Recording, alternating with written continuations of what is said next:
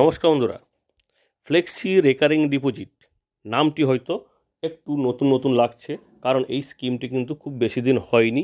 নতুন স্কিম 2024-এ কিন্তু বিভিন্ন ব্যাংক এই স্কিমটির উপর কিন্তু প্রচুর পরিমাণে জোর দিচ্ছে যে গ্রাহকরা এই স্কিমটিতে ইনভেস্ট করুক। তো এই ফ্লেক্সি রেকারিং ডিপোজিট এই স্কিমটির নাম তো আমরা শুনলাম, কিন্তু জিনিসটা বা কী? রেকারিং কথাটা আপনারা বুঝতেই পারছেন। তো সাধারণ যে রেকারিং ডিপোজিট আমরা ইনভেস্ট করি তার সঙ্গে পার্থক্যটা বা কী? সেখানের থেকে এখানে কী বেশি লাভ পাওয়া যায় এবং কোন কোন ব্যাংকে পাওয়া যায়? তো এখনও পর্যন্ত প্রায় সমস্ত সরকারি এবং বেসরকারি ব্যাংকে কিন্তু এই স্কিমে আপনি ইনভেস্ট করতে পারবেন, কিছু ব্যাংক বাদ দিয়ে। তো এই ফ্লেক্সি রেকারিং ডিপোজিটের প্রধান যে বৈশিষ্ট্য, যেটার জন্য অবশ্যই সাধারণ মানুষের আগ্রহ এখানে বেশি, সেটা হচ্ছে আপনাকে নির্দিষ্ট সময়ে টাকা জমা করতে হবে না। আপনার ইচ্ছে মতন দিনে আপনি টাকা জমা করতে পারবেন, ইচ্ছে মতন পরিমাণে আপনি জমা করতে পারবেন, অর্থাৎ কোনো বাধ্যবাধকতা নেই। যেটা রেকারিং ডিপোজিটের ক্ষেত্রে কিন্তু এই নিয়মটা বাধ্যতামূলক যে আপনাকে নির্দিষ্ট সময় জমা না করলে জরিমানা দিতে হবে।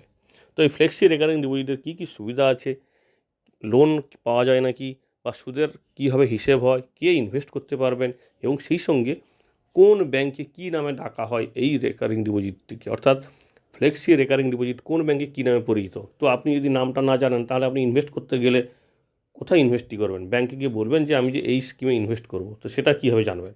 তার কী কী নাম আছে কোন ব্যাংকে, সেটাও আমরা কিন্তু ভিডিওর শেষে অবশ্যই আলোচনা করব। প্রথমে দেখে নিই যে ফ্লেক্সি রেকারিং ডিপোজিট যেটা অবশ্যই জনপ্রিয়, তো সেটার নাম, বিষয়টা বা কী? তো এই ফ্লেক্সি রেকারিং ডিপোজিটটা হচ্ছে রেকারিং ডিপোজিট যারা ইনভেস্ট করতে পারছে না, নির্দিষ্ট সময় নির্দিষ্ট টাকা জমা করতে পারে না, তো তাদের জন্য একটি নমনীয় স্কিম আনা হয়েছে, যেখানে দুটো পার্ট থাকছে, অর্থাৎ একটা ফিক্সড পার্ট, একটা হচ্ছে নমনীয় পার্ট। অর্থাৎ আপনার জন্য একটা প্রত্যেক মাসে একটা অল্প পরিমাণ টাকা নির্দিষ্ট করা হচ্ছে, যেটা ফিক্সড আপনাকে দিতেই হবে। আর একটা হচ্ছে ফ্লেক্সিবল, আপনি চাইলে কোনো মাসে দিতে পারেন, আবার কোনো মাসে নাও দিতে পারেন, এবং সেটাও কিন্তু আপনার পছন্দ মতন পরিমাণ, অর্থাৎ আপনার উপর সম্পূর্ণরূপে ছেড়ে দেওয়া হবে। তো এটা প্রথম সুবিধাটা কী? সুবিধা হচ্ছে আপনি জাস্ট অ্যাকাউন্টটা ওপেন করে রাখলেন এবং সেখানে আপনার পছন্দ মতন টাকা জমা করতে পারলেন, আপনার হাতে যেমন টাকাটা আসে। তবে হ্যাঁ, তার নির্দিষ্ট ক্যাপ আছে, অর্থাৎ ম্যাক্সিমাম একটা লিমিট আছে। তো সেটা অবশ্যই বিভিন্ন ব্যাংকে অনুযায়ী বিভিন্ন। অর্থাৎ এখানে একটা নির্দিষ্ট নিয়মে আপনি টাকা জমা করতে না পারলেও শেষে কিন্তু মেয়াদ শেষে আপনি অনেকখানি টাকা কিন্তু জমা করতে পারবেন যে কোনোভাবে কাজে লাগানোর জন্য। তো এই ফ্লেক্সি রেকারিং ডিপোজিটে আমার দুটো পার্ট থাকছে, অর্থাৎ একটা ফিক্সড পার্ট, একটা হচ্ছে নমনীয় পার্ট বা আপনার পছন্দের পার্ট।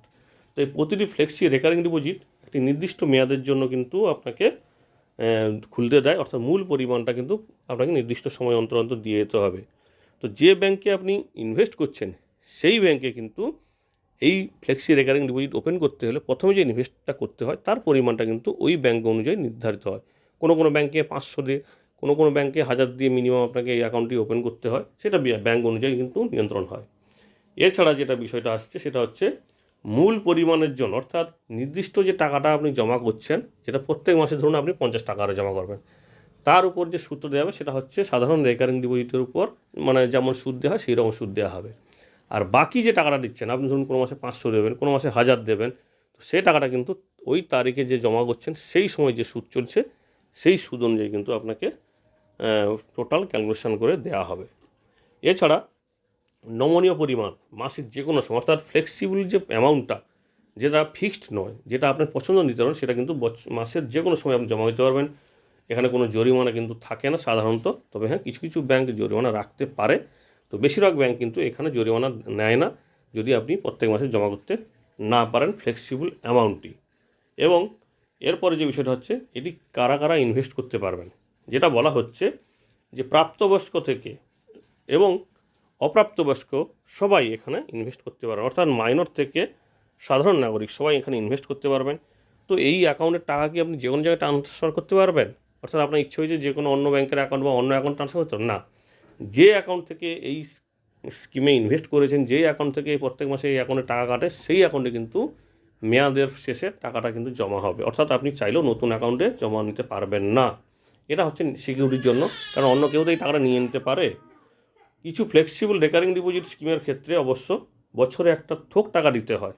যেমন ধরুন, স্টেট ব্যাংকের ফ্লেক্সি রেকারিং ডিপোজিটে একটি আর্থিক বছরে আপনাকে ফ্লেক্সিবল অ্যামাউন্ট হিসেবে 5000 টাকা জমা করতে হবে। সেটা আপনি 10 মাসে জমা করতে পারেন, 10 মাসে 500 টাকা করে জমা করলে আপনার কিন্তু 5,000 টাকা হয়ে যাবে, অর্থাৎ 2 মাসে আপনাকে ফ্লেক্সিবল অ্যামাউন্টটা জমা করতে হবে। অর্থাৎ এটা স্টেট ব্যাংকের ক্ষেত্রে, এটা বিভিন্ন ব্যাংকের ক্ষেত্রে বিভিন্ন হতে পারে, তারা একটা নির্দিষ্ট পরিমাণ রেখে দিয়েছে যে ওই পরিমাণটা আপনাকে কিন্তু জমা করতে হবে। ফ্লেক্সিবল ডিপোজিট রাখার মেয়াদ নিয়ে নানা ব্যাংকে নানা নিয়ম আছে। ধরুন কোনো ব্যাংকে 6 মাস থেকে 12 মাস আছে, আবার মানে এটা ন্যূনতম সময়, আবার কোনো ব্যাংকের ধরুন নিয়ম আছে সর্বাধিক 5 বছর, 7 বছর, 10 বছর। অর্থাৎ এটা বিভিন্ন ব্যাংকের উপর এটা নির্ভর করে কোন ব্যাংক কতদিনের জন্য দেবে, অর্থাৎ এটাও কিন্তু ফ্লেক্সিবল। এছাড়া কিছু ফ্লেক্সিবল রেকারিং ডিপোজিট বন্ধে রেখে আপনি লোনও নিতে পারেন বা ঋণ নিতে পারবেন। এছাড়া যেটা বলা হচ্ছে যে মেয়াদ পূর্তির আগে ডিপোজিট বন্ধ করলে আর্থিক জরিমানা হতে পারে। এটা সমস্ত ব্যাংকের জন্য, কিছু কিছু ব্যাংকে এটা রিল্যাক্সেশন দিয়ে থাকে, আবার কোনো কোনো ব্যাংকে জরিমানা কিন্তু নেয়। কিছু ব্যাংকে রেকারিং ডিপোজিট জমা দেওয়ার সময় অর্থাৎ জমা দেওয়ার দিন কিন্তু ফিক্সড নেই। তবে ধরুন ফেডারেল ব্যাংকের ফ্লেক্সি স্মার্ট সেভার আরডি, যেটা অবশ্যই একটি ফ্লেক্সি রেকারিং ডিপোজিট, সেখানে কিন্তু যে কোনো দিন টাকা আপনি জমা করতেন। তবে এই সুবিধা শুধুমাত্র অনাবাসী বা এনআরআইদের জন্য দেওয়া হয়।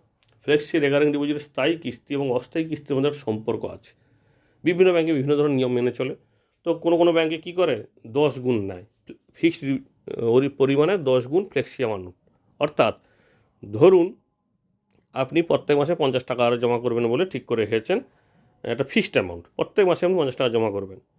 আর ফ্লেক্সিবল অ্যামাউন্টটা সর্বাধিক হবে, অস্থায়ী কিস্তি যেটা হবে সেটা হচ্ছে তার 10 গুণ, অর্থাৎ 50 টাকার 10 গুণ 500 টাকা।